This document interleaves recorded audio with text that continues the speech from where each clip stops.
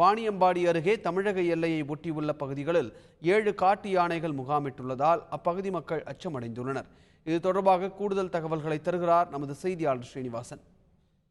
கர்நாடகா மாநிலம் பன்னாறுகட்டா வனப்பகுதியில் முகாமிட்டிருந்த 6 காட்டு யானைகள் ஜவளகிரி, தேன்கனிக்கோட்டை, சாணமாவு ஆகிய பகுதிகளின் வழியாக போடூர் பகுதியில் கடந்த 2 தினங்களாக முகாமிட்டிருந்துள்ளது.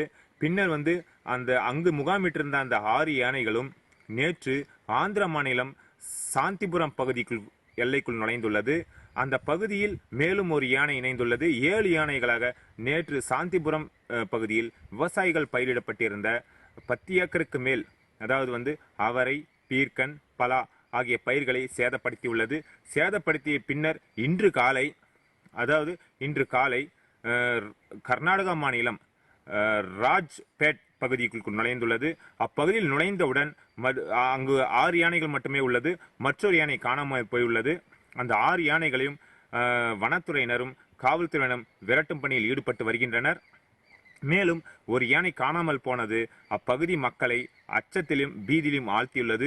6 யானைகளையும் கட்டுக்குள் கொண்டு வந்து விடலாம்.